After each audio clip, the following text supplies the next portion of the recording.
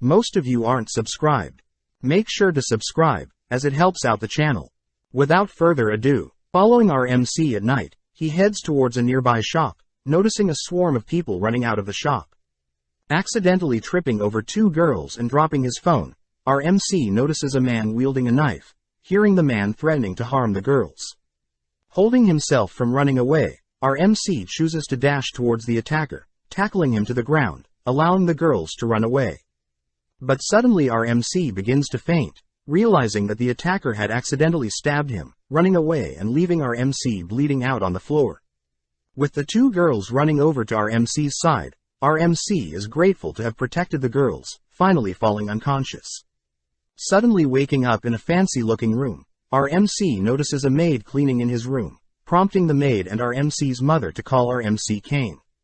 With Kane's mother asking if he remembers anything, Kane looks into a nearby mirror, realizing that he is in a new body. Looking at his tiny hands, Kane hears his mother and the maid talking about how Kane was asleep for a whole week, checking to see if Kane still has a fever. Realizing that her son may be hungry, Kane's mother calls the maid, Sylvia, to whip up a meal. As his mother and Sylvia leave for the time being, Kane has some time to digest what is happening, deducing that he must have passed away that night and reincarnated in this child's body, but at least he saved the two girls.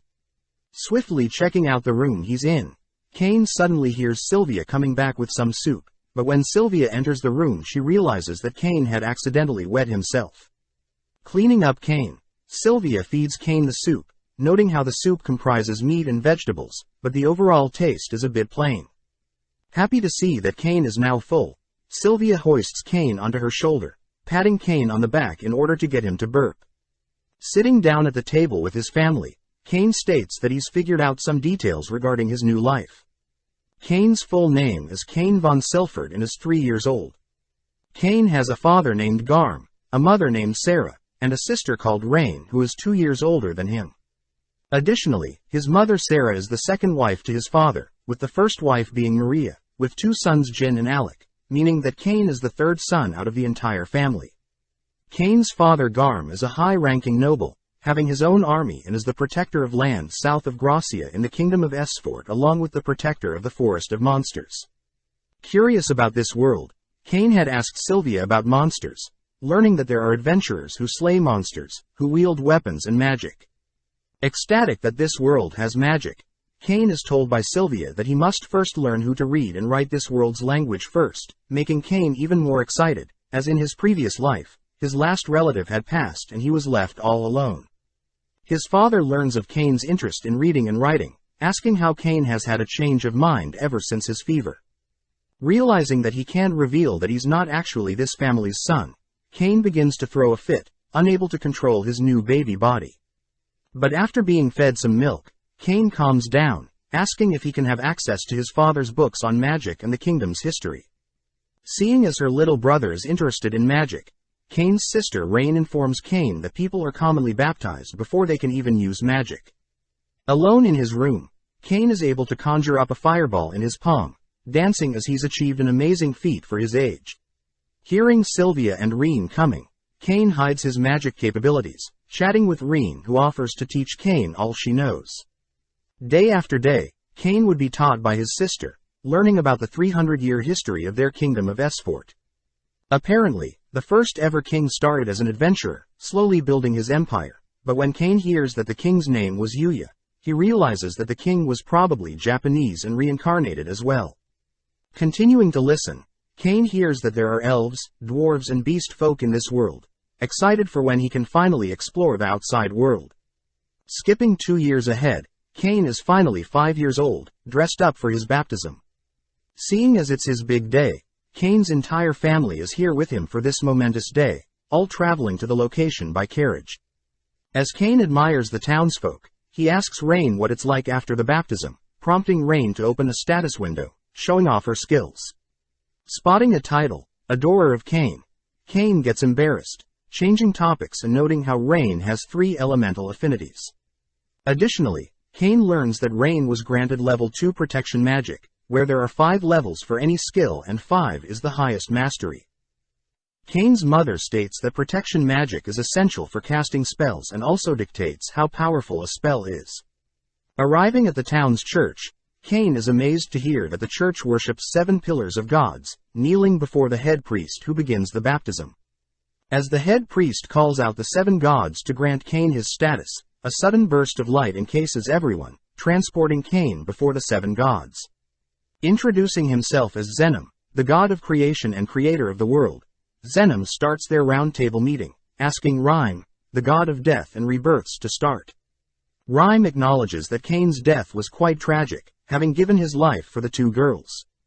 But funnily enough, Rhyme reveals that if Kane hadn't intervened and stopped the attacker with a knife, the attacker would have actually tripped, allowing for passers-by to stop them. Sad that his death was not needed, Kane is happy to hear that due to his death, the attacker has been charged with murder, and the god of Earth had acknowledged Kane's brave act, giving him a second chance in this new world. With Rhyme apologizing for starting Kane off in a child's body, Kane asks that Rhyme not be sorry, as he's thankful to be given a life where he has a loving family, a complete contrast to his previous lonely life. Happy to see such a pleasant child, Reno, the god of magic, and Zenom grants Kane their protection, excited to see Kane's future progress. With the remaining gods, Sarnos, the god of war, Grim, the god of technology, Panam, the god of commerce, Bella, god of earth, all granting Kane their protection, they all reiterate that they expect great things from Kane, sending him back to the church. Having never heard of such a huge light appearing during baptism, Kane's father asks to see Kane's status window, but knowing that something is off, Kane makes up the excuse of needing to use the bathroom.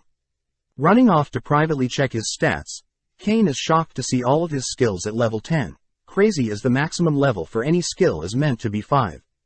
Needing a way to hide his outrageous stats, Kane remembers Zenom bestowing him the skill of creation magic, creating a spell to conceal his stats. Heading back home to celebrate, the entire family toast to Kane finally being baptized, asking once again for Kane's stats. Having used his concealment magic, Kane happily shows off his stats, but when his family looks through his skills, they are all shocked to see that Kane has the 7 gods' protection, noting how Kane has 35 times the mana capacity of a highly skilled mage. Realizing that he hadn't properly concealed his status, Kane's father states that everyone in the room is to keep Kane's stats a secret, as Kane himself could be considered a threat to the kingdom. Returning to his room, Kane notes how he should have concealed his stats even more, but for now he wonders if he can try out some summoning magic. Wanting to summon an adorable fluffy pet, Kane accidentally calls forth a monster. Kane notices the monster approaching his sister and friend Parma. Not wanting his loved ones to be hurt, Kane ignites his fist, aiming to strike down the monster, but instead is forced to take a ferocious punch.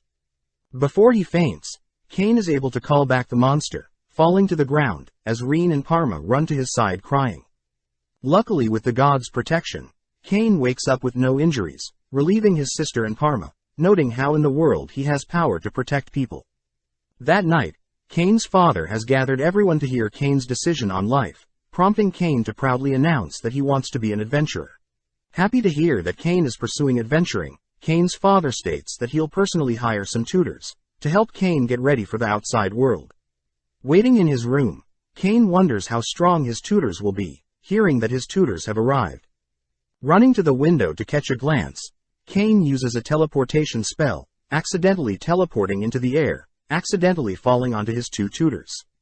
Having been cushioned by Breast, Kane apologizes, learning his tutors' names are Maestra Millie and Maestra Nina. Officially introducing themselves, Millie shyly introduces herself as a D-rank adventurer, whilst Nina calmly greets Kane and his family. Scolding Nina for being so nonchalant around nobles, Millie accidentally shows off Nina's elf ears, only to be interrupted by Kane, who asks the girls to be casual with him. Kane's father has hired Millie and Nina to tutor Kane for 3 years, getting Kane excited to see how strong he can become. Heading out to the training field, Millie asks to see Kane's swordplay, nonchalantly swinging and wielding a wooden sword. With both girls impressed, Millie asks to spar with Kane, shocked that Kane is able to keep up with her, even though Kane is only 5 years old. Asking if Kane has a protection, Kane reveals that he has the god of war's protection, explaining his genius with the sword. Completely tired out, Millie states that Kane will now learn magic from Nina, handing Kane off to Nina. Revealing that she has a level 3 protection for the god of magic, Nina states that she'll be teaching Kane the basics of elemental magic. But Kane shows off his mastery of basic spells, creating water, fire and rock spells, impressing the girls. Nina notes how Kane is capable of chantless magic, a technique that even elite sages can't even master, and on top of that Kane wields all elemental affinities. Seeing that Kane's spells have destroyed the training area's walls, the girls suddenly spot Kane wielding an item box, able to store and retrieve items. Knowing that Kane truly is a genius, Millie and Nina note how they need to move elsewhere as Kane may destroy the whole place. Just then Kane suggests that they train outside, revealing that he has never left his home before and that he can let loose and truly show his powers. Knowing that isn't a bad idea, the girls chat with Kane's parents, stating that they've gauged that Kane's powers surpass a beginner student, therefore they ask for permission to leave the castle, in order to teach Kane intermediate sword skills and magic. Knowing that this day would come, Kane's mother and father agree to let Kane train outside, but state that he must return home before sunset. With the castle gates opening, Kane rushes outside, admiring the vast greenery, only to head towards a nearby boulder. Given permission by Nina to cast an intermediate spell, Kane conjures a firewall, instantly blowing apart the nearby boulder and blowing the girls back. With such an intense spell, the girls note how Kane should be exhausted as intermediate spells cost a lot of mana, but it seems that Kane has quite a huge mana pool as well. Just then, Nina and Millie sense a creature approaching, spotting a killer rabbit appear from the nearby forest. Readying their weapons to slay the rabbit, the girls helplessly watch as the rabbit speeds past them, rushing Kane, who easily evades. Shooting air bullets, Kane nonchalantly slay his first monster, receiving congratulations from Millie and Nina. Wanting to show off his first kill to his family, Kane uses his item box to store the corpse, learning that Millie plans on buying a magic bag item that is supposedly able to function just like the item box, but it's a little pricey. Fired up, Millie asks Nina to search for more monsters to slay, prompting Nina to cast a search spell, spotting several creatures nearby. Amazed by Nina's spell, Kane learns that the search spell involves spreading a thin layer of magic into the surrounding, allowing for the users to sense other users with magic. Focusing, Kane copies Nina's spell, spotting the same creatures nearby, impressing Nina, who notes that Kane learnt the spell on his first try. With the three slaying the various creatures nearby, Kane fails to slay the last one, chasing it towards the nearby forest, but is suddenly called by Millie to never enter the forest. Apparently hundreds of strong monsters reside in that forest, and every few decades, all the monsters gather and wage an attack on the kingdom, hence the reason for the huge wars around the kingdom. Knowing that he must become strong enough to protect his home from these monsters, Kane heads home to check his stats, amazed that he's now level 8, only after one day of training. Checking his skills, Kane realizes that the gods have given him a skill that multiplies his XP gain by 100, scared that he'll have to hide this skill or else he'll be deemed a monster by others. The next morning, Millie and Nina reason that Kane should face stronger monsters, heading to the town's guild to gain information on tougher monsters. Introducing herself as Rudy, the guild receptionist, Rudy gets flustered to learn that Kane is a noble, stating that wolves are a step above killer rabbits. Just then, an adventurer interrupts the girls, insulting them for babysitting a kid all day. When Millie and Nina ask the adventurer to leave, the adventurer reminds the girls that he is Cross, a C-rank adventurer, grabbing a hold of Nina, prompting his men to restrain Millie. Before Cross can do anything indecent, Kane interrupts, asking Cross and his men to let go of the girls, but when Cross refuses, Kane strikes Cross in the arm. Retaliating, Cross attempts to punch Kane, but Kane easily dances around him, prompting Cross to grab his blade. Getting serious, Kane begins dodging all of Cross's slashes, catching the blade only to disarm and toss Cross out of the guild doors. Seeing Cross's men about to harm Millie, Kane knocks out and tosses the men out as well, gaining praise from Nina and Millie, who notes that Kane is quite impressive with his martial arts. Heading out, Kane begins to train his magic, taking breaks with the girls every so often. With 3 years passing, Kane learns that Millie and Nina's tutor roles are coming to an end, reasoning that he should get them a parting gift for all they've done. At night, Kane teleports outside of the castle, heading into the monster forest in search of items to craft magic bags for the girls. Slaying a blood ogre for Millie and an earth dragon for Nina, unknowingly drawing the attention of the kingdom's knights and his father, who set out to the forest, wanting to know the cause of the loud noises in the forest. When Kane's father and his men arrive at the forest, they realize that there are no monsters nearby, instead a single napkin of the perpetrator is left behind. The next evening, whilst Kane is slaying wolves, Millie and Nina note how it's quite sad, as their final day with Kane has arrived. Chatting with the girls, Kane unveils the red and green magic bags he's crafted for them as a parting gift, shocking the girls as the blood ogre and the green dragon Kane slayed normally need a whole rank party to defeat. Kane states that each magic bag should be able to store an entire mansion, prompting the girls to reveal that items are considered national treasures. Additionally, Kane had made it so that only they can hold the items, making them theft-proof, bringing the girls to their knees. Knowing that they'll never be able to repay Kane, Kane states that the time he's spent with them is easily more valuable, prompting Millie and Nina to lean in for a kiss on each cheek. Before Nina and Millie leave, they state that they'll come help with Kane whenever he wants in the future, signaling the end of their tutoring contract with Kane. That night, Kane's father confronts Kane, scolding Kane for causing such a ruckus and drawing so much attention in the monster forest, knowing that the napkin left behind belongs to Kane. Kane's father reiterates that Kane keeps his powers a secret, as it's what's best for him and the family. Deep in a cave, Kane faces a red dragon, puncturing it in the head, surprised that he was able to kill such a creature. Storing his sword in his item box, Kane checks his stats, completely stunned at the fact that he has over 80 million mana points and has the titles, Enemy to All Monsters and Dragon Killer. Now 10 years old, Kane with his family travels to the royal capital to make his debut, something required by all nobles. Thinking about the thought of living in the capital, Rain suggests that Kane and her both live together and attend the same school, but their father reminds Rain that students must be at least 12 years old before they can take the entrance exam. Knowing that Rain is 12 years old, Kane asks how excited Rain is, hearing that Rain promises to place first in her entire cohort, to show her little brother how amazing she is.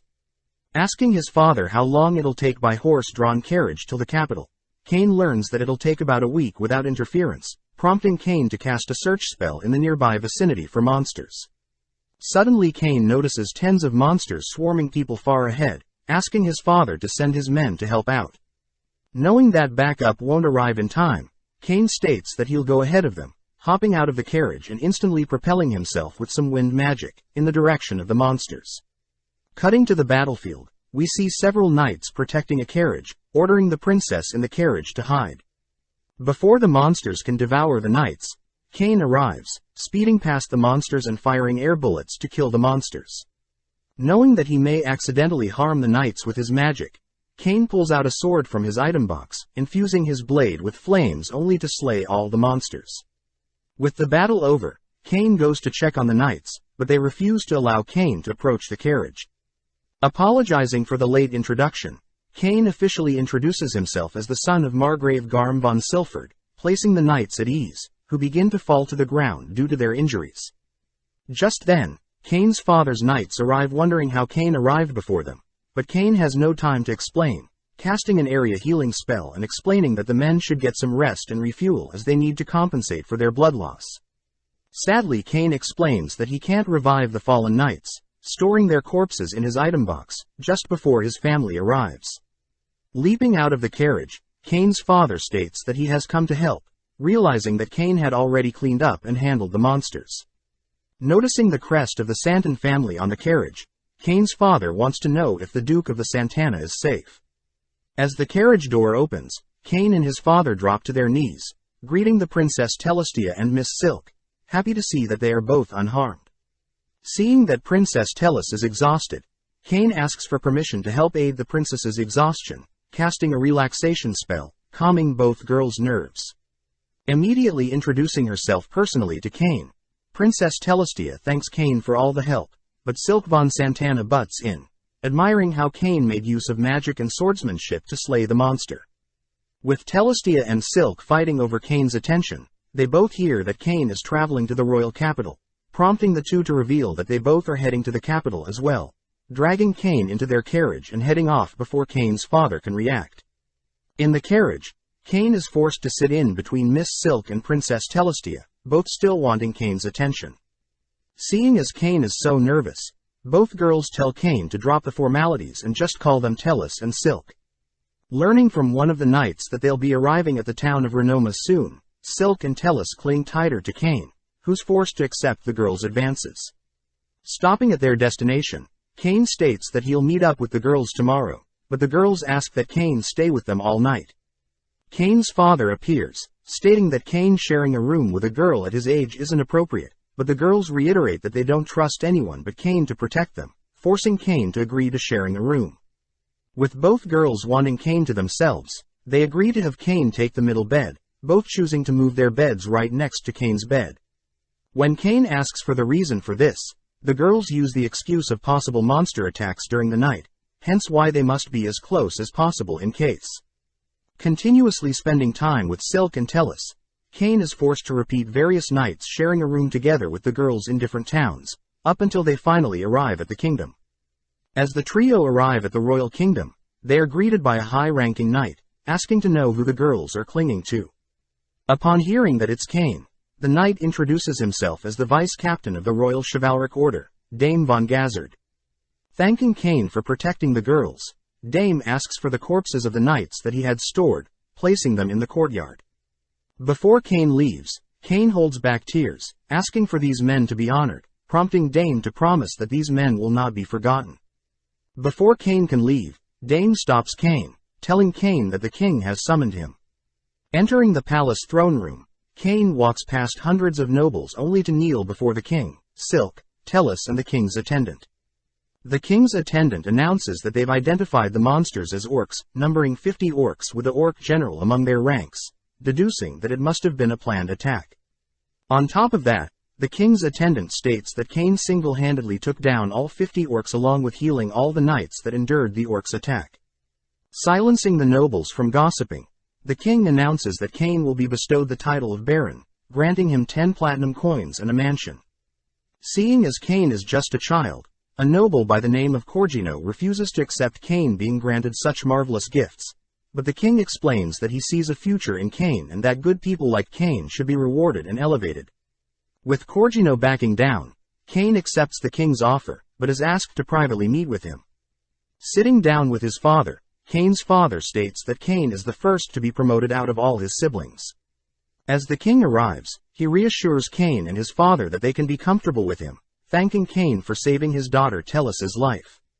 On top of that, Silk's father, Eric von Santana Malbeek, also thanks Kane for saving his daughter Silk's life, prompting Kane to brush off his good deeds as a normal human reaction. Speaking up, the king states that he is aware of Kane's exceptional swordsmanship and magic prowess, hence the reason for him giving Kane enough money and a mansion to live freely and focus on his skills. Just then the king and Eric both ask Kane to marry their daughters, stating that Kane must take responsibility for sharing a bed with them. Flashing back a couple minutes ago, we see the king, Eric and his attendant brainstorming ways of getting a powerful boy like Kane to stay by their sides, asking if Silk and Teles are willing to marry Kane. With pressure from the king, Eric and the two girls, Kane accepts the proposal, but learns that he'll be engaged first, and when he turns of age will then marry them. Privately chatting with his family, Kane apologizes for getting involved with the royal family. Heading back to the Church of the Seven Pillars, Kane kneels before the gods, able to re-enter their realm to speak with them.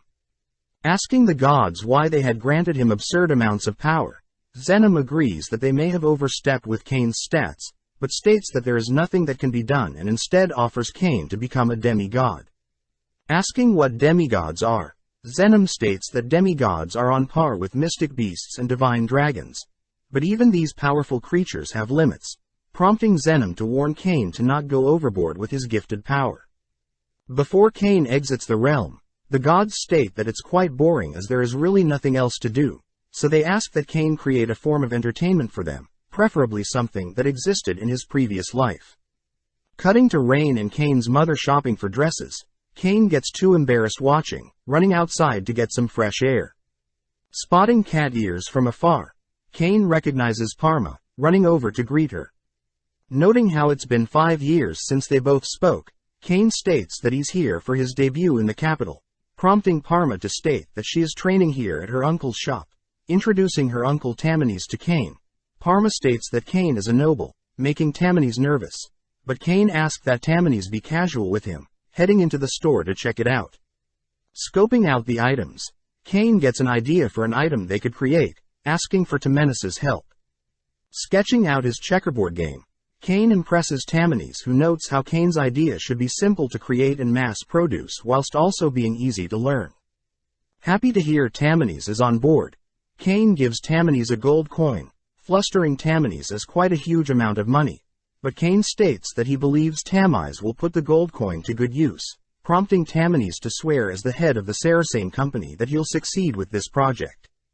Heading back outside, Kane realizes that he had left Rain's side, angering her as she wanted to show off the dresses she had bought, but Kane compliments Rain's beauty, making her immediately forgive Kane for leaving.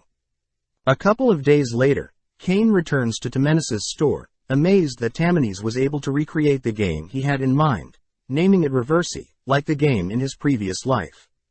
Playing through the game as a test run, Kane states that it's perfect, which Parma and Tamines both agree as well.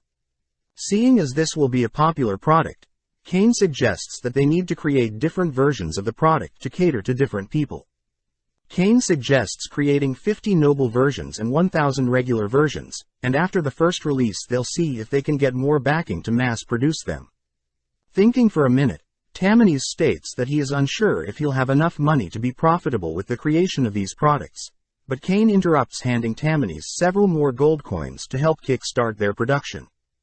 Before they begin production, Tamines states that they must now make a contract with the god of commerce, stating that once a contract is created, no one else will be able to create the same product for 3 years. With Kane and Tamines placing their hands above the Reversi board they created, the board is gifted to the gods, officially sealing the contract. With the contract all set up, Kane states that they should sort everything out within a month, but before he leaves asks that Tamines create an additional special board for the royal family, shocking Tamines and Parma, noting how Kane has quite the connections. Remembering that his debut is today, we cut to Kane in a carriage with his parents, warned by his father that since Kane has already accumulated quite a lot of attention, he must be very careful as to not be seduced by other noble daughters. Entering the massive room, Kane begins walking around, spotting the noble Corgino that had attempted to refute Kane's baron status from the king along with his son. Knowing that they will be trouble, Kane purposely avoids them, spotting Silk and her father Eric. Realizing that their meeting was in private, Kane and his father reintroduce themselves, prompting Eric and Silk to reintroduce themselves. Admiring Silk's beauty, Kane begins flirting with Silk, but they are both interrupted by Eric, who states that Kane shouldn't so openly flirt with his daughter. As Kane and his parents head elsewhere, Kane's father notes how Kane is quite the player, but Kane states that he simply compliments girls, just like how he compliments his sister. Just then, the king and his family make their triumphant entrance, thanking everyone for gathering here today. With Kane's family's turn to reintroduce themselves to the king, Kane compliments Tellus's beauty, making Tellus blush, but the king clearly isn't fond of the open flirtiness. Taking out the especially crafted Reversi board, Kane manages to catch the king's attention, thanking Kane for such an interesting gift, but the king states that he needs to privately chat with Kane later. As Kane's family heads away from the royal family, Kane's father is impressed that Kane has started to think of ways to generate money, but states that he and Kane's mother have some things to attend to, leaving Kane alone. Just then, Silk appears, offering Kane a drink, sitting down and having a chat. Happy to be alone with Kane, Silk teases Kane, offering to call Kane master, but Kane refuses such a bold nickname. Before Silk can flirt with Kane further, they are interrupted by Corgino's son Habit and his sidekicks who admire Silk's beauty. Formally greeting Habit, Kane is scolded by Habit and his sidekicks, demanding Kane to kneel before him. When Kane refuses, Habit challenges Kane to a duel, demanding they head outside. Wondering why Silk had followed him, Silk teases Kane, stating that she was worried about him, but as Kane attempts to push Silk away, both Kane and Silk notice one of his sidekicks beginning to cast a spell. Watching as the sidekick embarrassingly chants a spell, they are both disappointed to see the sidekick's pathetic fireball spell, only to chuckle at the other sidekick's pathetic rock spell. Having had enough, Silk steps up stating that Habit and his sidekicks are clearly unaware of who Kane is, stating that he was recently granted the title of Baron, shocking Habit and his men, as they are aware of a kid that had recently single-handedly defeated an entire orc army alone. Profusely apologizing for disrespecting Kane, Habit and his men disappear, prompting Silk to state that she knows that Kane had purposely not revealed his Baron status to Habit, knowing that Habit and his men would embarrass themselves. Threatening to tell Tellus about Kane's naughty side, Silk promises to keep Kane's naughtiness today a secret if he goes on a date with her, but before he can answer, Tellus arrives. Before Silk can reveal what Kane's secret is, Kane blocks her mouth, giving Tellus the wrong idea, even more shocked when she hears that Kane is going on a date with Silk. Wanting to know the reason for Silk clinging to Kane and Kane's reason for going on a date with Silk, all of a sudden, Kane apologizes as it's a secret, but when he sees Tellus getting jealous, Kane promises to go on a date with Tellus as well. Unfortunately, Kane doesn't notice the king behind Tellus, scolding Kane for openly flirting with his daughter. Later that day, Kane privately meets with the king and Eric, teaching the king Reversi, asking that Kane keep this board game a secret from the outside world. Kane pushes back, stating that he wants everyone to enjoy the game. But as their game wraps up, they both warn Kane to stop flirting so openly with their daughters, placing their hands on Kane's shoulder, who notes their grips tightening. Sitting down with the king's attendant Magna, Kane is happy to receive the key and the location to his new mansion the king had gifted him. Magna reveals that the king had an important meeting today, but upon hearing that Kane would come and visit, attempted to cancel all his meetings just to play Reversi with Kane. But luckily Magna convinced him not to neglect his duties. Funnily enough, Eric barges in, challenging Kane to a game of Reversi, prompting Magna and several other nobles to challenge Kane to a game as well.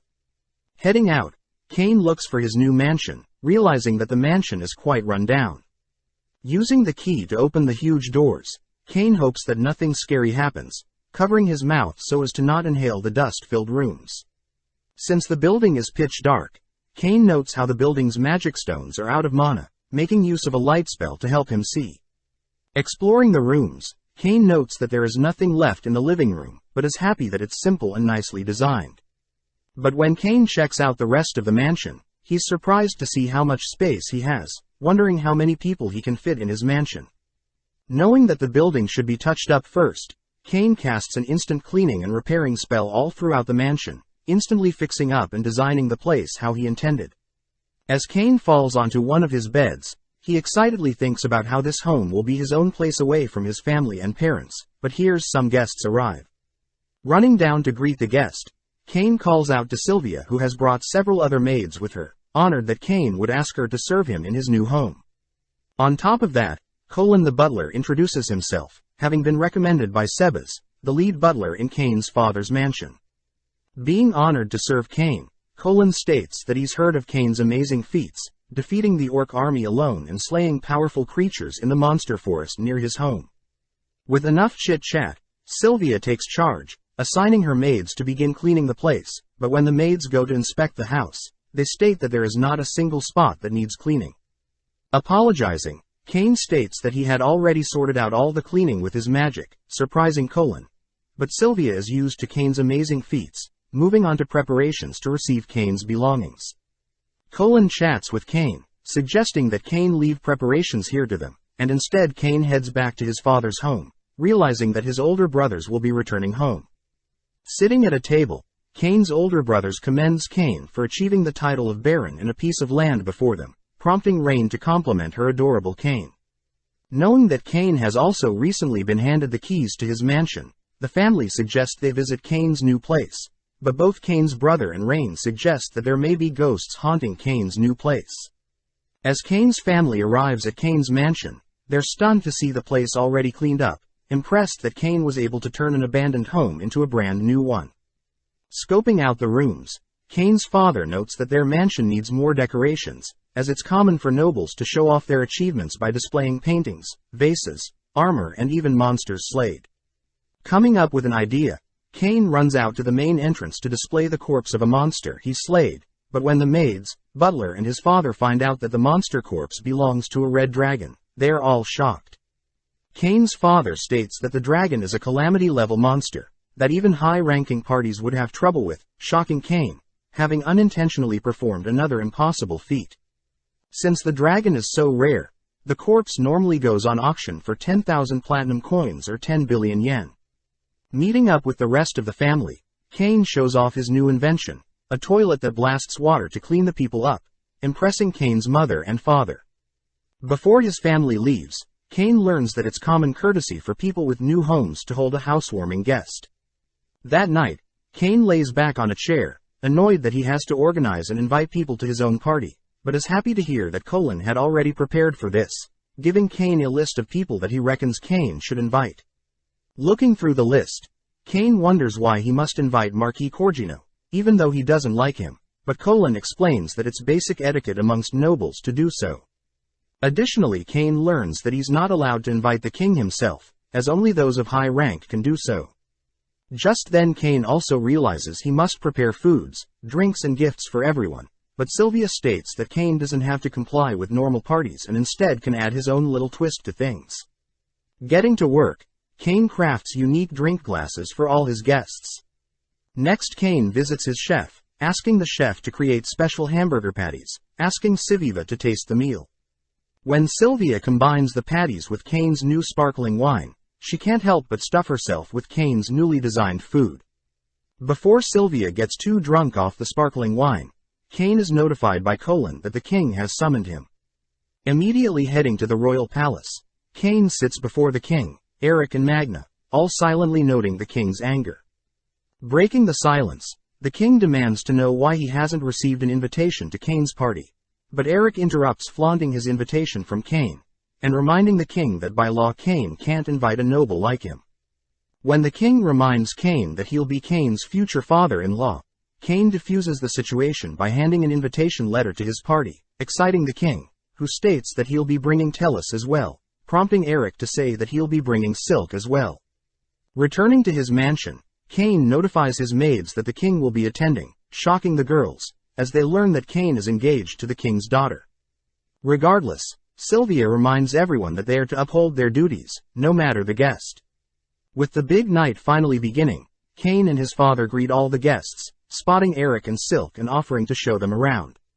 Upon entering Kane's home, Silk and Eric note the huge red dragon, but before Kane can continue, Colin tells Kane to officially greet all his guests. With all the guests gathering in the main dining hall, Kane gives them all a glass that he had crafted, raising a toast to initiate the start of his party. Admiring Kane's crafted gift and the sparkling wine, Kane's parents and Eric tease Kane for being such a ladies' man, able to create food to enthrall Rein and Silk. Just then the king and his family arrive, sitting down and devouring Kane's new hamburger patty and gulping the sparkling wine. On top of that, the king and queen try out Kane's new toilet, demanding that Kane install an exact replica in their palace. Amazed with Kane's attention to detail, the king in front of everyone praises Kane, prompting applause from all of the guests. As the night continues, Corgino arrives, grinning from ear to ear as he mocks Kane's pathetic-looking home. When Colin attempts to warn Corgino about the huge dragon in the entrance, Kane stops Colin, allowing Corgino to scream, having not expected a huge monster in Kane's entrance. Next, Corgino sits down, trying out the sparkling wine and hamburger patties, but refuses to admit that the food is delicious. Before Kane can insult Corgino, Colin reminds Kane that Corgino's title of Marquis is higher than Kane's Baron title. Thinking of a plan, Kane starts to chat with Corgino, brushing off all of Corgino's insults, all whilst casting search spells, waiting for a specific person to arrive. When the specific person is within speaking distance, Kane makes Corgino insult him once more, only to step aside and reveal that the king had been listening to Corgino's insults. Instantly Corgino drops to his knees, wondering why the king would be here, but the king orders Corgino to act more appropriately, threatening to strip Corgino of his Marquis title. As Corgino flees the scene, Silk approaches Kane, impressed that he had purposely used the king to scare Corgino, but sadly the king had heard what Silk had said, reminding Kane that he is not only the king of the kingdom, but also his future father-in-law. Following Kane, we see him walking around the royal palace, meeting up with Dame and his men, informing Dame that Magna has asked Kane to leave some monster materials here. Looking around, Dame finds an armory room, asking Kane to leave the material here, but Kane says that unfortunately the space is too small. Thinking for a bit, Dame asks if Kane will be handing over huge amounts of loot just like the red dragon he has displayed in his mansion, but Kane states that it's not as big, stating that it's an earth dragon corpse. Shocked that Kane is able to easily slay and store such a huge monster, Dame allows Kane to leave the material on the training field outside, prompting Kane to retrieve the corpses from his item box, shocking Dame, as Kane single-handedly were able to defeat all these monsters. Inspecting the monsters, Dame wonders if Kane is a hero of sorts, suspecting that Kane has close relations with the pillars of this world. But when Dame notices that he's prying too much, he backs off from the questioning, stating that he'll have his knights begin to move all the monster material elsewhere. As Kane tries to leave, Dame stops him, suggesting that Kane stay as Dame wants to introduce Kane to his captain, curious how Kane would compare to them. Unable to escape the situation, Kane accepts, meeting up with the other royal knights, only to introduce himself. Wondering where the captain is, Kane learns that he'll start off with some mock battles first, as they wait for the captain, but when Kane gets worried that their captain is a mean person, Dame reassures Kane that their captain is none of the sort. Before Dame assigns a sparring partner, one of the knights speaks up, wondering if a 10-year-old like Kane should be fighting a royal knight. But when Dame hears this, he suggests that the knight be the one to test Kane's strength for himself. Facing off against each other, the knight states that he'll allow Kane to make the first move, prompting Kane to enhance his body with a boost spell, instantly disappearing, only to appear in front of the knight, breaking his wooden sword and ending the duel. Trying to leave once more, Kane is stopped by Dame, even more curious about Kane's potential, suggesting to have all of his men face off against Kane. Now surrounded, Kane readies his wooden sword against all of the royal knights, but before they can engage, a loud voice calls for them to stop.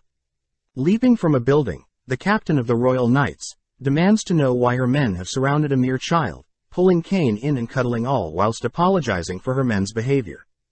As Kane notices the captain's elf ears, the captain calls for Dame to explain the situation, learning that Kane is the child that was responsible for single-handedly slaying an orc army and saving the princesses. Grinning from ear to ear, the captain announces that she'll be dueling Kane, but is interrupted by Dame to ask the captain to at least introduce herself. Refusing to, the captain states that she would rather speak with her blade, ordering Kane to ready himself, but Kane voices his concern, stating that he has a wooden sword compared to the captain's real sword. Ignoring Kane's words, the captain slashes at Kane, forcing him to dodge and counter, but the captain flips backwards, getting pumped. With the captain casting boost on herself, she dashes towards Kane, who meets her blade, both exchanging continuous blows, as all the knights note how evenly matched the two are. Not wanting this duel to draw on any longer, Kane casts a greater enhancement spell, clocking up his movements. Dashing in close, Kane gets the captain to swing, but right as she does, Kane disappears, appearing behind her, only to place his wooden sword near her neck, ending their duel. Seeing the captain's eyes quivering, Kane watches as the captain announces that she wants to marry Kane, leaning in for a hug. Caught off guard, Kane reminds the captain that they've only met and he's 10 years old. Apologizing for the late introduction, the captain introduces herself as the captain of the Royal Chivalric Order of Esfort, Tijuana von Lieber. Tijuana also mentions that she has the title of Viscount and her father is a duke who oversees the Northern Forest. Finally, Tijuana states that she is an elf with 300 years of age, therefore age doesn't affect her decision with choice of man. Running and hiding behind Damien, Kane wonders if Tijuana should at least consult with her father first, but Tijuana states that she had left her home and decided to only return once she personally found her own partner, so Tijuana is not worried about whether her parents will accept Kane or not, as it's her decision. Coming up with another excuse, Kane states that he'll have to ask his own parents first, knowing that he's already engaged to Silk and Tellus already. Knowing that it would be unreasonable to demand Kane to simply marry her, Tijuana states that she'll personally ask for permission from the king, scaring Kane as he fears how he'll have to explain this whole mess to him. Before Kane can change Tijuana's mind, Tijuana orders Dame to bring Kane, all three heading to meet with the king. With Kane's father, Magna and the king in the room, Tijuana announces that she wants to marry Kane, shocking Kane's father and the king, wondering if Tijuana knows about Kane's two other engagements. Additionally, Kane's father asks if Kane knows the history of the elves, explaining since the elven race is naturally a physically stunning race, it was common for their kind to be enslaved, captured and sold. But the first ever king of their current kingdom, Yuya Terahirasawa Sfort, had created a rule to prevent discrimination regardless of race, ultimately promising the protection of the elven territory. Since Tijuana is the daughter to the king of the elven territory, Tijuana is considered a princess, meaning Kane is being given a marriage proposal on par with a royal princess. Since this is an important matter, the king reveals that both his daughter, Tellus, and Eric's daughter, Silk, are already engaged to Kane. But hearing this, Tijuana only falls more and more in love with Kane, knowing that such royal people also acknowledge Kane's potential. Seeing as Tijuana is adamant on marrying Kane, the king states that Tijuana first needs to write a letter to her father, informing him on her decisions, and only then will they all make the final decision on their marriage. Happy to hear that, Tijuana asks that Kane return with her back to Spar, dragging him before Kane can respond. Now alone, the king, Kane's father, Magna and Dane wonder how a 10-year-old child could defeat their kingdom's greatest swordsman. Speaking up, Dane states that he suspects that Kane is closely related to the pillars of this world, giving Magna the idea of testing Kane with an item they refuse to name. The next day, Dane runs into Kane again, learning that Tijuana had forced Kane to spar her endlessly yesterday, completely exhausted by at least he gained the title of Master Swordsman. Apologizing for his captain's behavior, Dane says that Tijuana solely focuses on fighting, pushing all the paperwork onto him. Suddenly Kane hears Tijuana calling for him, running away, but Dane grabs hold of him, offering to save Kane, only to drag him elsewhere. Sitting once again with the king states that he has an important item to give to Kane, handing Kane a book that has been left behind by the first king Yuya. Thankfully to be given such a gift, Kane flips through the book, amazed that such powerful spells existed, but upon hearing that Kane can read the book, the king reveals that language written in the book is one that no one in this world can read. Demanding to know who Kane is, Kane realizes the book is written in Japanese, thinking of ways to escape the situation, but reasons he should just come clean. Revealing that he has memories from a past life, Kane confirms that he is indeed his father's son, but he is also from Japan, the same place the first king Yuya was reincarnated from. Additionally, Kane reveals that he had personally met with the 7 gods of this world, showing off his actual status window. Everyone in the room is speechless, knowing that Kane is capable of wiping out and ruling the entire world by himself. Hearing this, Kane reiterates that all he ever wanted was to live a fulfilling life, and he doesn't want people to treat him differently because of his stats.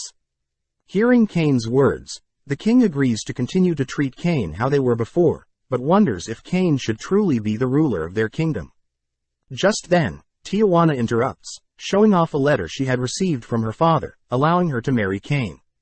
As Tijuana steals Kane once more to train with, Eric notes how they won't have to worry about Kane using his power for evil, prompting the king to make everyone in the room keep Kane's powers a secret. That evening, Kane is forced to explain himself to Silk and Tellus, having just heard that Kane is marrying Tijuana, his third wife. Cutting to Kane as he reads through the book handed down by the first king. He realizes that Yuya had specifically written the book in Japanese, knowing that only others like him can learn about his life.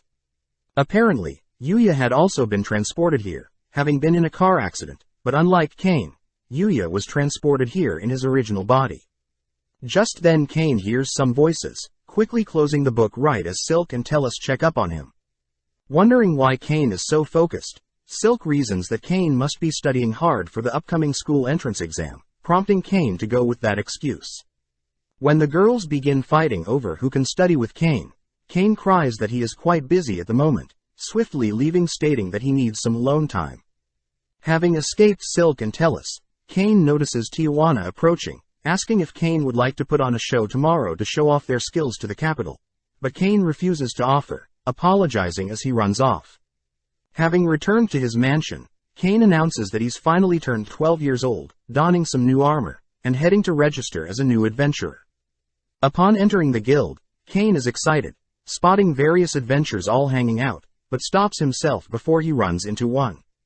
With a red-hair adventurer asking if he can help Kane with anything, Kane states that he's simply here to register as a new adventurer, prompting the red-hair adventurer to cheer Kane on, asking Kane to be careful only to head off. Believing that he's seen that red-haired adventurer somewhere before, Kane brushes the thought off, making his way to the receptionist desk. Greeted by the receptionist, Kane applies for the role of an adventurer, handed forms that he must fill out. As Kane works through the questions, Kane wonders if he should put down his barren title, but reasons that the title shouldn't affect how he's treated. Collecting Kane's forms, the receptionist asks Kane to place a drop of blood on their guild device, allocating Kane the starting rank of F based on his mana capacity. Remembering that his two tutors, Millie and Nina, were D rank, Kane wonders what the girls are up to, thanking the receptionist Risha for all the help. As Risha wishes Kane best of luck on his future adventuring, the two are interrupted by some other adventurers, asking Risha to spend time with them, all whilst shooing away Kane. Knowing that he's been through this before, Kane nonchalantly dodges one of the adventurers' kicks, followed by evading another's punch. When the men feel like Kane's making fun of them, one of them begins to draw their blades, but before Kane can warn them, they all hear a voice. Having heard everything, the red-haired adventurers step in, demanding that the thug adventurers picking on Kane and Risha fight him instead, but the thugs clearly recognize the red-haired adventurer as Claude, running off as they don't want any trouble. With both Kane and Risha thanking Claude for scaring them off, Claude states that he was in fact helping those thugs, revealing that he knows Kane is quite strong, based on how he evaded the thugs' attacks. Sitting down to have a drink with Kane, Claude chugs some alcohol, giving Kane some fruit juice since he's still young. Asking about Kane's background, Claude is happy to hear that Kane has been training his body ever since he was a child, but when Kane mentions that he used to have tutors, Claude is reminded of someone, thinking nothing of it as he continues to enjoy his beverage with Kane. Claude reveals that he belongs to the Ice Flame Party, using fire magic with his sword all whilst his wife wields ice magic. Jealous to hear that Claude is able to adventure with his wife, Claude encourages Kane to form parties only with people he trusts, showing off his golden adventurer's card.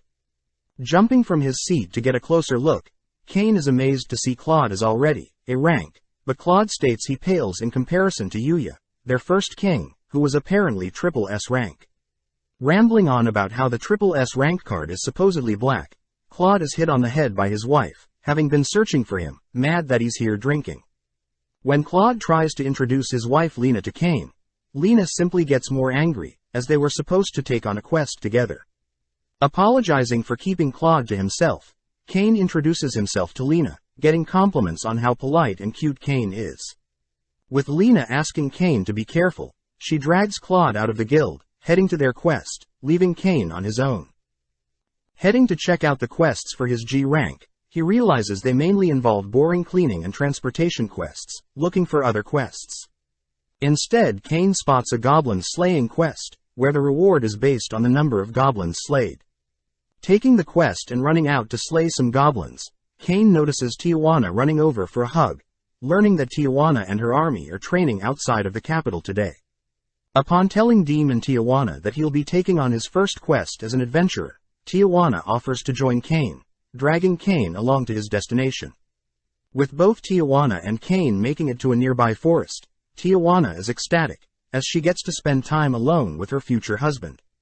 Knowing that they are wide open, Kane runs a search spell to locate nearby monsters, informing Tijuana that there are monsters up ahead. With both moving forward, they both notice a carriage broken down, spotting several goblins surrounding a helpless civilian. Both darting forward, Kane focuses on healing the civilians, all whilst Tijuana carves the goblins surrounding them, but more goblins begin to appear from the surrounding trees. Knowing that Tijuana may need some help, Kane casts a barrier spell around Tijuana, allowing her to instantly cut down all the weaker goblins, even striking down a bigger goblin with a single slash. Right as Tijuana finishes slaying all the goblins, several green lizards appear, prompting Kane to take over, asking Tijuana to get the civilian out of here, whilst he handles the creatures. Listening to Kane, Tijuana and the civilian are able to make it a good distance away, allowing Kane to unleash a powerful ice pillar spell. That evening, Nina and Millie visit the exact same location, expecting to slay green lizards from their quest, but instead there is a mysterious crater. Having returned to the guild, Kane reports that he ran into some green lizards whilst hunting goblins for his quests, shocking Risha, who notes that D ranks are able to take out single green lizards, but normally it takes a C rank to defeat multiple. Running to the chief, Risha states that she's found a boy that had single-handedly defeated 30 green lizards, asking Rada to bring the boy to him. Introducing himself as Cedric, who is taking over for the meantime as the guildmaster is speaking to a guest, Cedric demands to know where Kane got the material for the green lizards, accusing Kane of lying and stealing the material. When Kane tries to explain himself, Cedric states that he's never seen a G-rank commoner pull off such an absurd feat, revoking Kane's guild license immediately.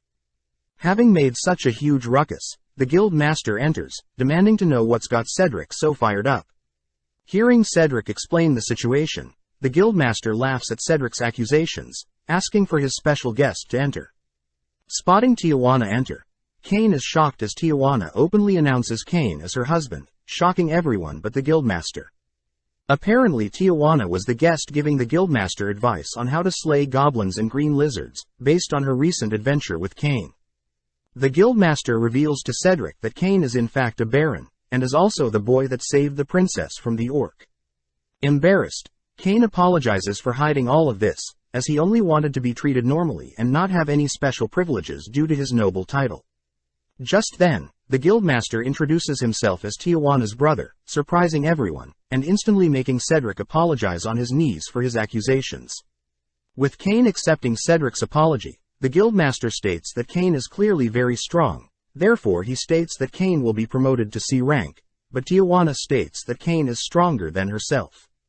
Interested to hear that, the guildmaster offers to promote Kane to A rank, but states that Kane must capture some bandits, along with completing some other quests.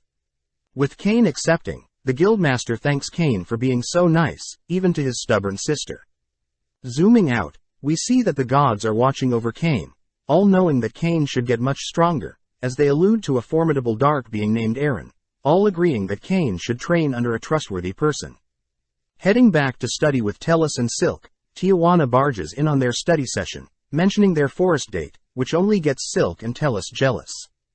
Following Kane several days later, he's seen waking up, wondering if he overslept, but suddenly hears Sylvia frantically entering his room, apologizing for forgetting to wake Kane up for his school entrance exams.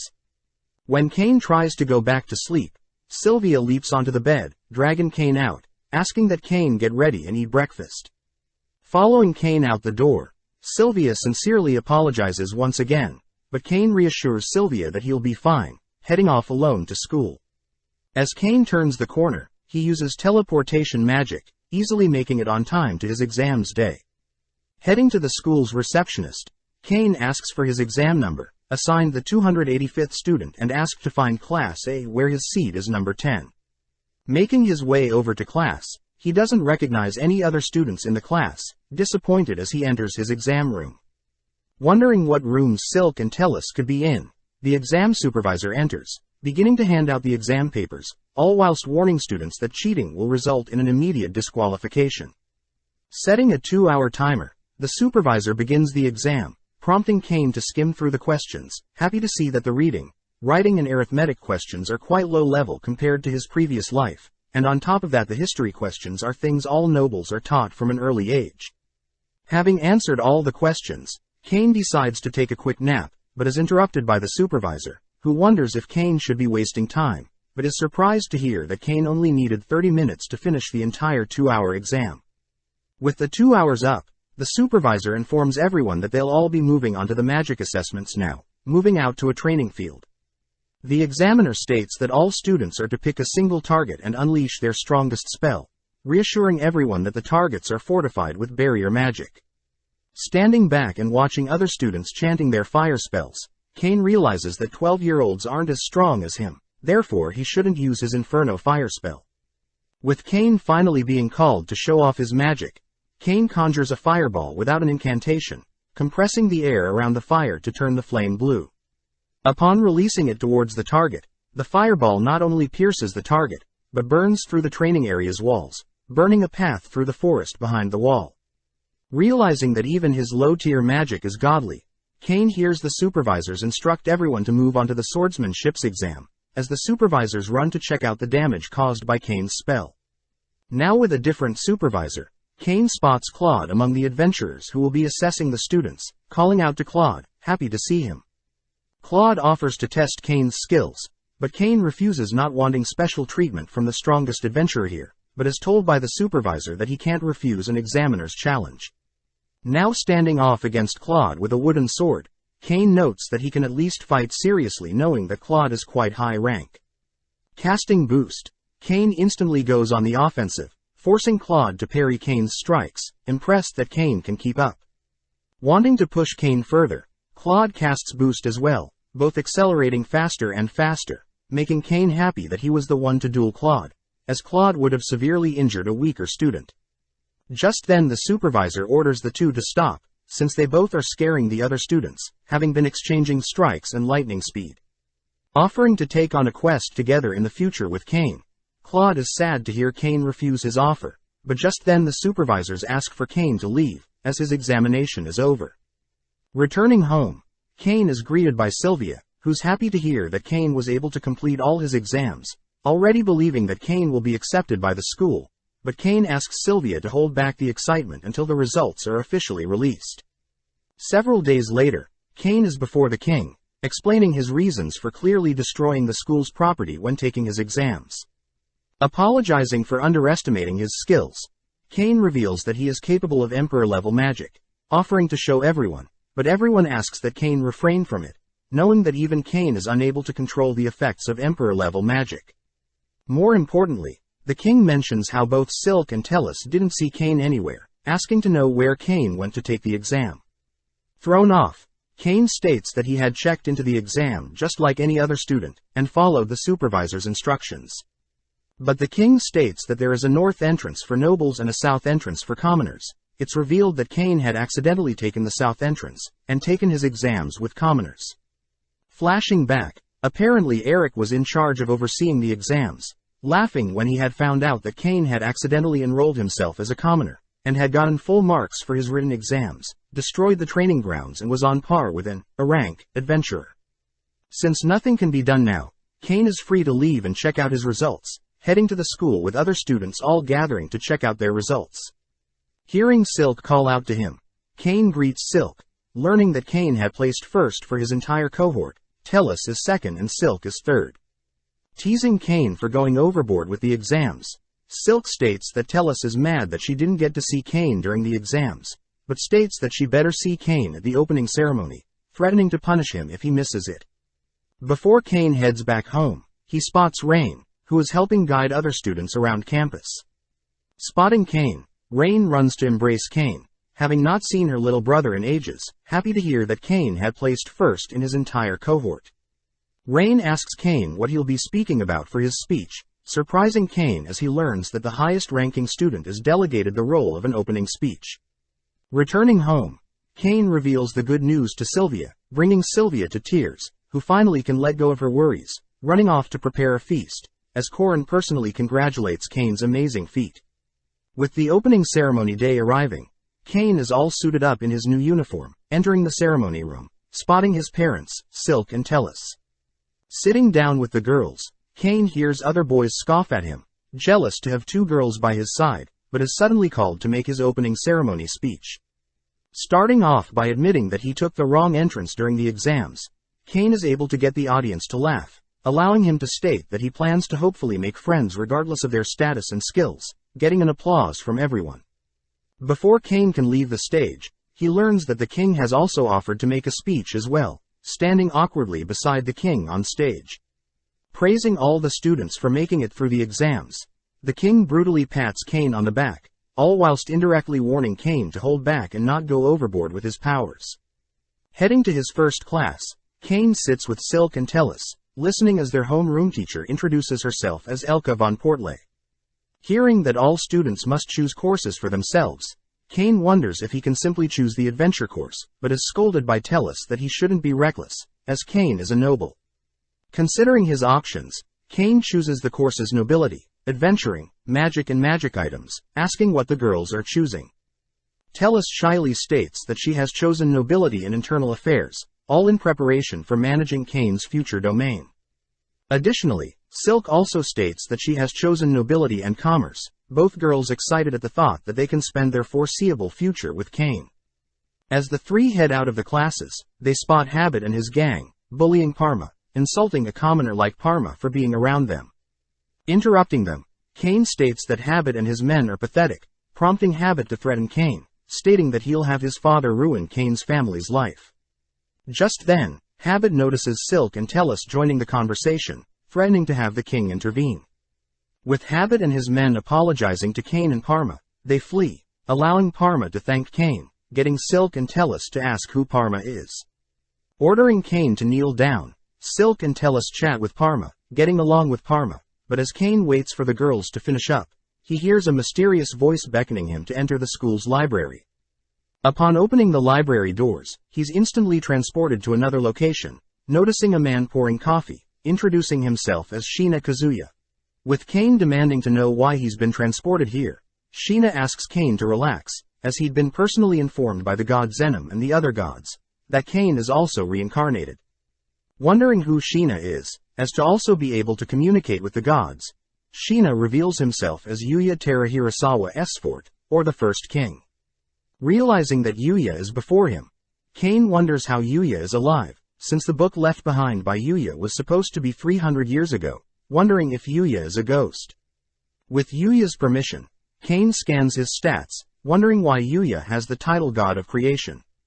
Standing up proudly, Yuya announces that they are currently in the world of Fabinil, a place he personally created, hence the title God of Creation, and even after 300 years, Yuya has not aged. Getting to the point, Yuya states that he's brought Kane here because the god Zenom and the other gods have asked for Yuya to personally train Kane. This makes Kane confused, as he already has been warned by not only the gods, but his peers, that he must hold back, but Yuya tests Kane's abilities. Asking Kane to steal a cookie from him, Yuya waits for Kane to make his move, only to evade and manifest a blade to stop Kane's movements. Wondering why Yuya is so serious about training him, Yuya reveals that Kane is the only one capable of fighting a powerful evil. Apparently 300 years ago, a powerful person had purposely cursed innocent civilians into fighting one another, having used an oracle to influence millions at a time, and caused massive bloodshed. The person Yuya is speaking of is Eren, the god of evil. 300 years ago, Yuya was able to seal off Eren, but ever since then, the seal has fractured, and it's about time that Eren resurrected. Wondering why Yuya doesn't just seal Eren once again, Yuya reveals that gods aren't allowed to interfere with the human world, and since he is a god himself, Yuya is unable to interfere. Additionally, Yuya mentions that Kane's past life will come into play, but before Kane can ask Yuya any questions, Yuya teleports himself and Kane to a beach, both standing in the ocean. Stating that from this point on, Kane must train with Yuya as his teacher, Yuya disappears, reappearing with a compass that'll help guide Kane back to the house Kane was just in. In this world, Kane is a quite low level, only being level 300, but Yuya wants Kane to be at least level 600 to have a chance against Eren. Since this task is meant to level Kane up, Yuya asks that Kane use no movement abilities, asking Kane to put all of his heart into this training, and to not worry about school, as 1 year in Yuya's world is the same as 1 day back in Kane's world. With no other choice, Kane makes his way into the nearby forest, immediately met with monsters that he slays. Back in Kane's world, Silk and Tellus have visited Kane's mansion, informing Sylvia that Kane has gone missing, but Tellus is confident that Kane will be alright, and it would be best to just wait for Kane to return. Back with Kane, we see that he's been captured by an orc, but before the orc can kill Kane, Kane manages to slay the orc with a surprise projectile. Falling to the ground, Kane is completely exhausted, as he hasn't been able to sleep for several months, beginning to despair, lying on the forest floor.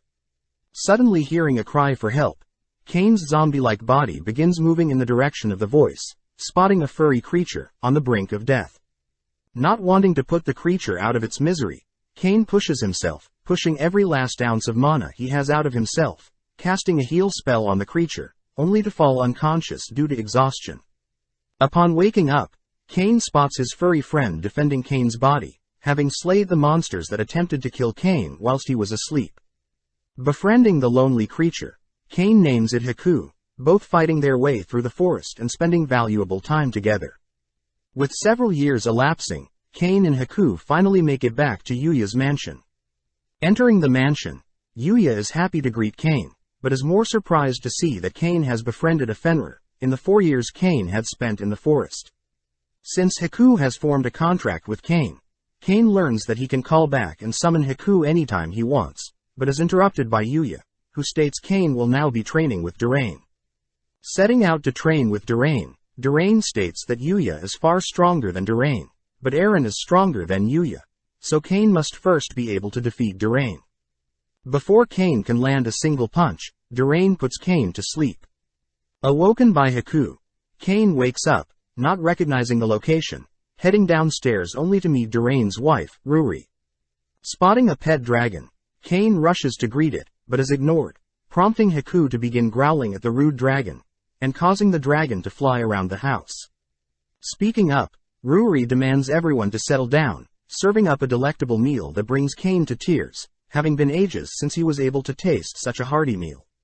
Wondering what the others are doing, we cut to Silk and Tellus learning how to make pastries for Kane, scolded by Sylvia who notices the girls chatting and wasting time. With Kane continuing to train with Durain, Durain is impressed with Kane's growth, able to slowly withstand Durain's strikes, and even last through their training sessions. Before Kane had left to live with Durain and Yuri, Kane had asked Yuya to explain who Eren is, and how this all is related to his past life. Yuya states that Eren used to be a god in Kane's world, having been the god of amusement.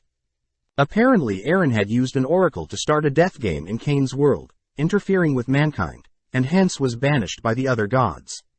Additionally, Yui reveals that when he was brought to this world, Kane's parents had come with him, brought before the 7 gods, and tasked with stopping Eren.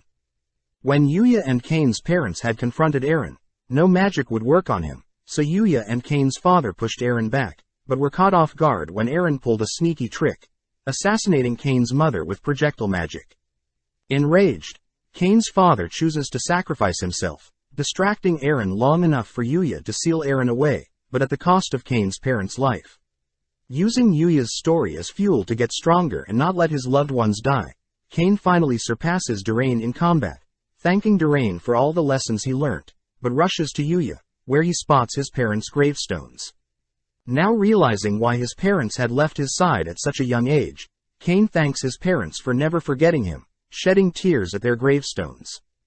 As a final test, Yuya holds out a biscuit once more, but this time Kane manages to grab it from Yuya. With Kane finally ready, Yuya allows Kane to return home, but first transforms Kane back to his child self. Before Kane leaves, Durain appears, asking Kane to take his dragon pet with him, forming a contract and naming the dragon Jin. Promising to visit Yuya and Durain in the future, Kane bids the two farewell, but not before Yuya hands Kane a sword and a note, asking Kane to give it to the current king. Teleported back to his mansion, Kane is greeted by Sylvia, Silk and Tellus, who had been waiting for him. Having baked Kane's favorite cookies, Kane breaks down into tears, stuffing himself with the cookies. Heading to speak with the king, Eric and Magna, Kane reveals that he was gone for several days, as he was transported to a world created by the former king. When the king and the others are skeptical, Kane takes out the gift from Yuya, showing the king that he had brought back a katana, a blade that only the first king wielded. Now convinced by Kane's story, Kane begins bragging about how much stronger he's gotten, but accidentally lets slip that he had been in the other world for 5 years, prompting the king to demand Kane to explain how that is possible. Interrupting, Eric states that whilst Kane was gone, he was sent a letter from the guild, asking Kane to accept his A rank up exam, or else the exam will be cancelled. Quickly rushing over to the guild, Kane apologizes to the guildmaster for not accepting any quests recently, as he has been busy with school. Understanding the situation, the guildmaster states that he's happy to see Kane alive and healthy, having heard rumors from his sister that Kane had disappeared. Getting to the point, the guildmaster reminds Kane that when he promoted Kane, he had told Kane that to officially rank up, Kane needed to capture some bandits, and seeing as the time limit for the quest is almost up, the guildmaster suggests that Kane head out now. With no other choice, Kane accepts the quest, handed some details on the bandits, learning that the bandits will be showing up on a route from Gracia to the royal capital, and that there should be around 10 bandits. Heading out to the forest, Kane makes use of a flight spell, easily heading towards the route, spotting the bandits attacking a carriage. Upon flying closer to help the carriage, Kane realizes that Nina and Millie are there as well, immediately healing Millie's wounds. Taunting Kane, the bandits mock Nina and Millie for needing a child to assist them, but having heard enough, Kane gets serious, running towards the bandits. Casting Boost, Kane easily disarms and knocks out each bandit, tying them all up. Getting thanks from Millie and Nina, the girls are surprised to hear that Kane has been given a difficult quest, completely stunned to hear that Kane is officially rank A. Helping escort the tied-up bandits back to the capital, Kane realizes one of the men Nina and Millie were protecting is actually Parma's father, impressing Parma, as Kane is always busy. As Millie and Nina listen into Kane and Parma's conversation, they overhear that Kane has also gained the Baron title, scared that they must now address Kane more formally, but Kane reassures the girls that he prefers that they speak casually with him. Happy to see Kane so grown up and mature, Millie pulls Kane in for a tight hug, but Kane quickly slips out of the hold, stating that he must submit the bandits, heading off to guild with the tied-up bandits, all whilst Millie and Nina accompanies him. Submitting the bandits to the receptionist, Kane turns around hearing the same adventurer harassing Millie and Nina again, once again stepping in and scaring the men off before they can cause any trouble. Just then Claude and Lena appear, giggling at the fact that a kid managed to scare off such scary men, wondering why Kane is here, spotting Millie and Nina nearby. Wondering how Kane knows the girls, Claude reveals that Millie is his younger sister, prompting Kane to mention how Nina and Millie tutored him when he was younger. Finding it such a crazy coincidence, for everyone to know Kane, Claude attempts to get everyone to sit down for a drink, but Lena interrupts him, scolding Claude for always wanting to find a reason to drink. Since it's a special occasion, the five of them sit down for a drink, with Claude amazed that Kane is also already rank A. Claude isn't too shocked as Kane was the only one that was able to keep up with his swordplay, but Millie notes how this is a big deal, as her brother Claude has gotten to his rank only wielding a blade and with no help of magic.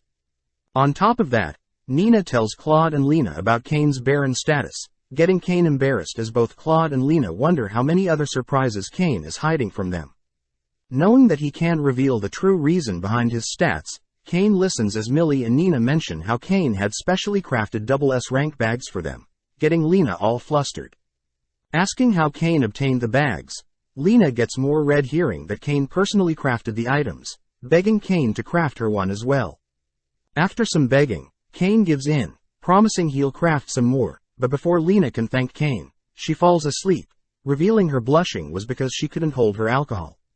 Realizing that he has school tomorrow, Kane rushes off, ignoring Nina's flirtatious hug. Just then the receptionist appears, informing everyone that one of Kane's classes tomorrow is missing a teacher, piquing Claude's interest, asking to know more details. The next day, Kane is lined up with various other students attending their magic class, all listening to the magic instructor, who asks everyone to fire their greatest magic spell at the target to test the student's skills.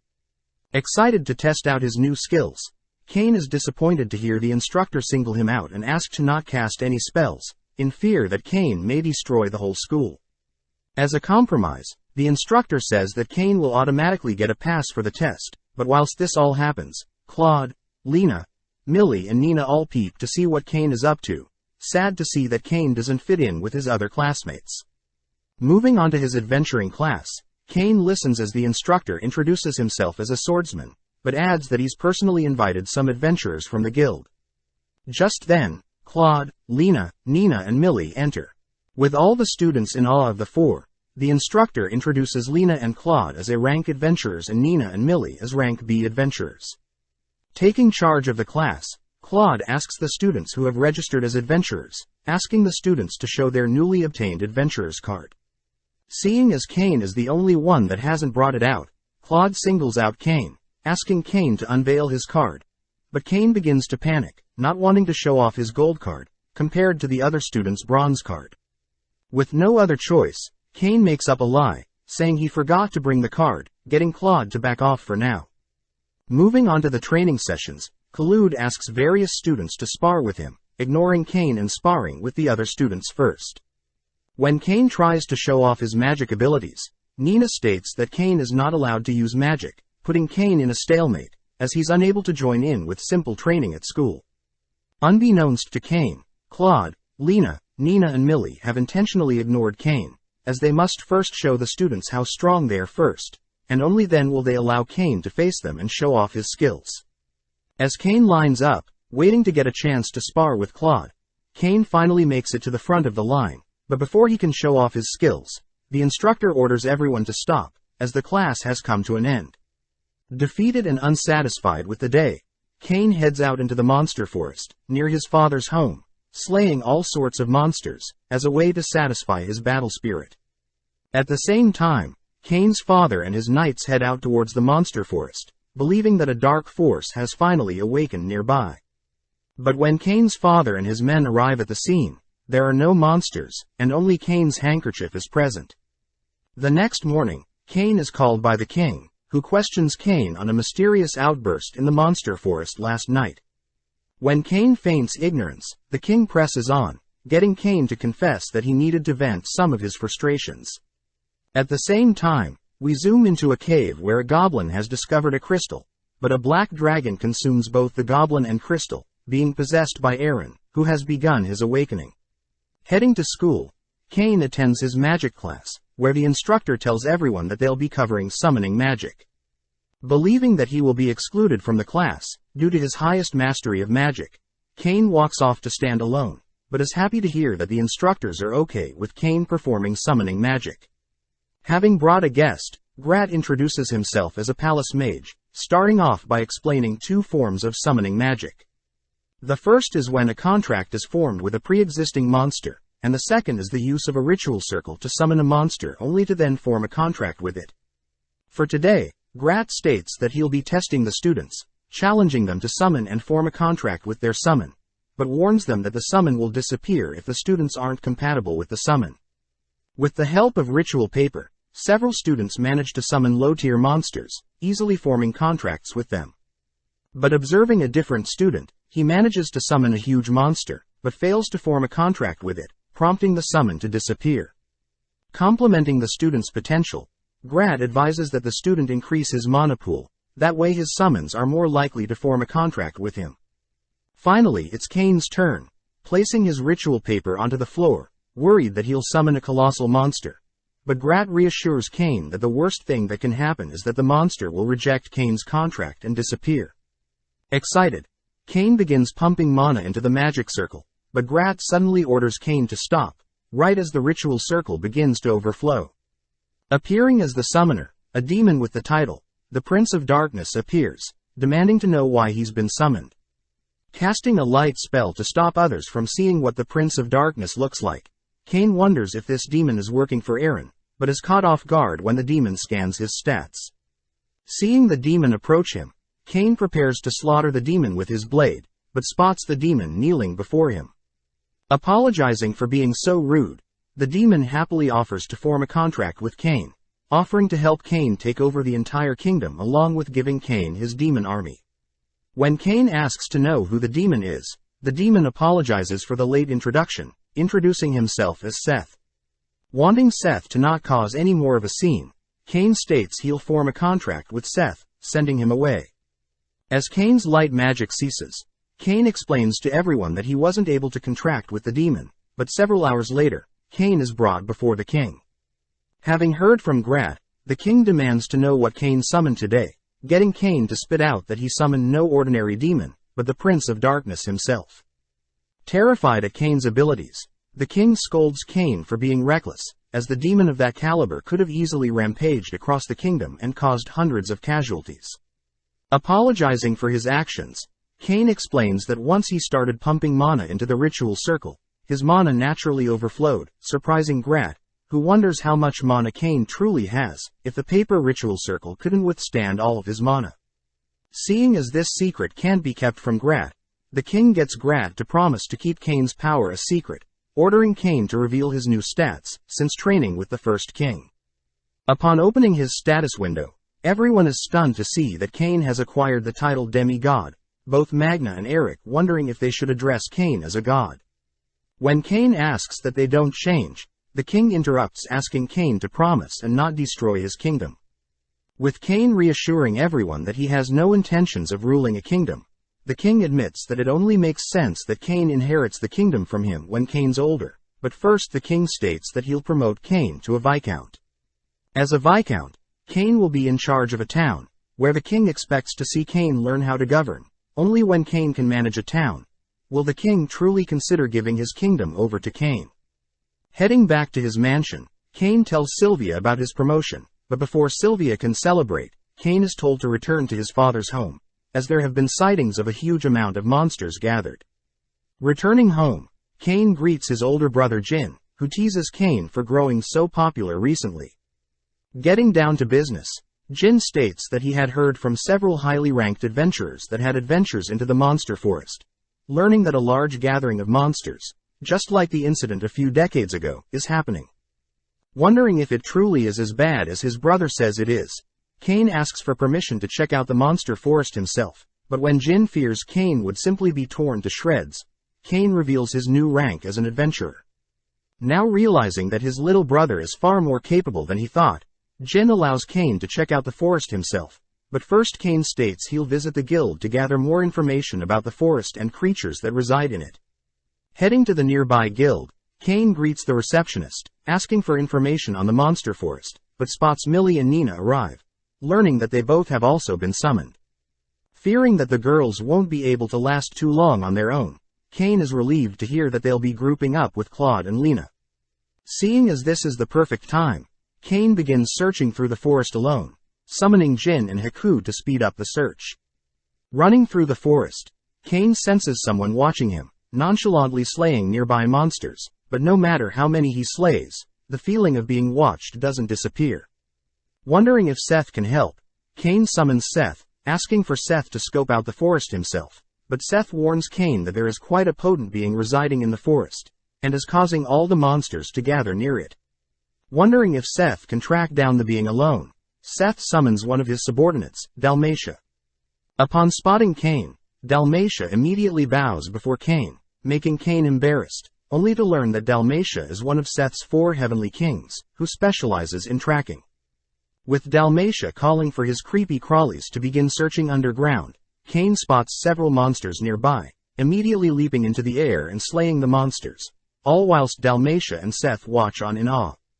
With various monster corpses, Kane tells Seth to update him on any findings, as he'll head back to the guild to drop off all the loot. Upon returning to the guild, Kane greets Claude and Lena, who have finally arrived, but are amazed to hear that Kane was able to slay various S-rank monsters alone. But Kane warns everyone to strengthen their defenses, as even stronger monsters reside in the monster forest. Back with Dalmatia and Seth, they both have found the root of the cause, both heading in the general direction, but at the same time, Aaron senses Seth and Dalmatia approaching his hideout, releasing all the monsters that he's gathered upon nearby cities.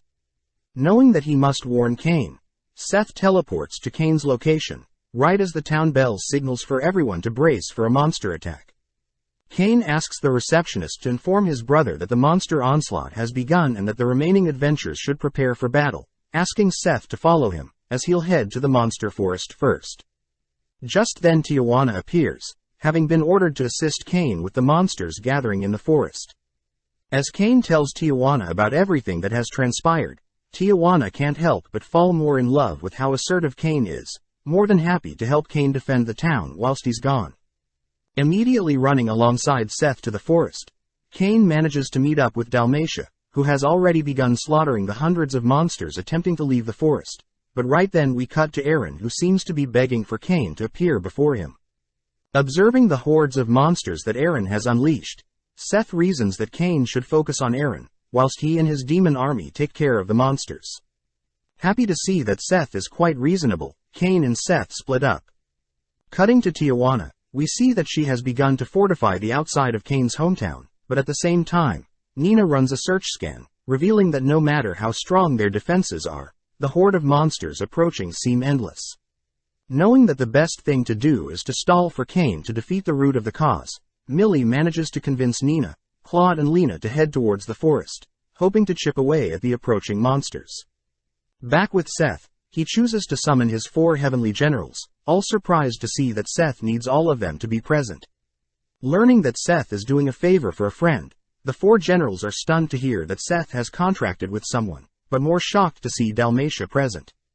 Since there isn't much time, Seth asks everyone to follow after him, all beginning to slaughter the endless swarm of monsters, but we cut to Cain, making his way towards Eren. Casting multiple inferno spells, none seem to be putting a dent in the swarm of monsters, but just then, a dark projectile intercepts Cain's inferno spell. Recognizing the aura, Cain spots a black dragon, roaring as it reveals itself as the former god of amusement, Eren. Eren states that it's quite disappointing that only a fraction of his soul has been revived, and worst he needed the dragon's body to manifest. When Cain asks Eren to solely focus on him, and leave the innocent people of the world alone, Eren simply laughs at Cain's demands, stating that the funnest thing in this world is to see whether the humans or monsters will come on top after a war. At the same time, Nina, Millie, Claude and Lena make it into the forest, spotting several demons, helping slay the monsters. Without a second to waste, they begin an incantation, all whilst Millie and Claude help clear out space for the mages. Back with Eren, Eren notices something familiar with Cain's eyes, wondering if Cain knew the people that were responsible for sealing him. When Cain reveals that his parents were the ones that helped seal him all those years ago, Eren gets pissed, unleashing a breath of purple flames. Easily dodging, Cain notes how the flames instantly killed the monsters nearby, retaliating with a flame spell of his own, that consumes Eren. Sensing something off, Cain jumps back, right as Eren peeks out of the flames, mocking Cain for believing such a weak fire spell would even scratch him. Soaring after Cain, Eren attempts to shoot down the flying Cain, but Cain summons Haku and Jin, both managing to tear away at Eren, but Eren manages to catch Haku off guard, slamming Haku against a wall, only to fire a breath of flame at the unconscious Haku, right as Jin rushes to intercept the breath. Cutting to Millie and the gang, we see the four slowly making their way deeper into the forest, but hears that Nina is out of mana. Knowing that he must compensate for the lack of firepower, Claude attempts to make space for Nina to recover but is caught off guard when a monster sneaks up on him. About to be torn to shreds, Claude is relieved to hear Tijuana has arrived to support them, having already fortified the town, and is now here to help. Back with Cain, we see that Jin has managed to protect Haku long enough for Cain to stop the following projectiles. Mocking Cain for his pathetic attempt at trying to save everyone, Cain demands that Eren stop speaking, as Cain knows the worth of valuing others over oneself. Knowing that he must protect everyone, Cain awakens Saint Sanctuary, a light that terrifies Eren, recognizing it as the same magic that sealed him. With both Cain and Eren releasing powerful beams of magic, Cain's holy magic engulfs Eren, creating a huge burst of energy that even the townsfolk can see clearly. Having closed his eyes throughout the entire process, Cain opens them to see that Seth and Dalmatia are beside him, informing Cain that he has won the battle, and the monsters are retreating back into the forest. With Cain checking up on Millie and the gang, Cain is ecstatic to see that everyone is alive, all embracing each other. Reporting to the king demands to know what had transpired with the huge beam of light, prompting Cain to reveal that he had used an emperor-level spell to slaughter a black dragon. Completely speechless, the king thanks Cain for his troubles, immediately holding a ceremony, where he officially grants Cain the title of Viscount, and also grants Cain the town of Dorenthal.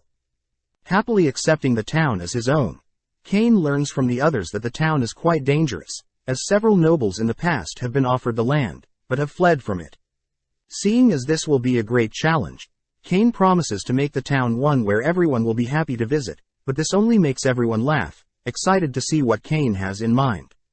Heading straight to Dorenthal, Cain is immediately challenged by the Scummy Guild and its adventures, but Cain had no problem taking them all out. Next, Cain had visited the nearby tavern, where Cain threw out some men that were treating a waitress rudely, but this got him arrested. Several days later, Cain is free, and is enjoying some tea with Silk and Tellus, only to be interrupted by Seth, who begs Cain to help him escape from his wife. Just then, Seth's wife appears, introducing herself as Lefane von Dalstein, but immediately grabs hold of Seth, scolding Seth for seeking out other girls. When Silk and Tellus hear Seth has been unfaithful to his wife, they both begin insulting Seth as well, but as their conversation wraps up, Seth and Lefane both leave Cain and the girls. Several days later, Cain returns to Dorenthal, seeking out the corrupt church, and easily putting a stop to the corruption. The season ends with Cain building his own mansion far greater than the king's near Dorenthal, but this only causes more issues, as everyone has gathered to scold Kane for not holding back. Check out one of our other videos on the screen or in the info card above. Subscribe, like and comment.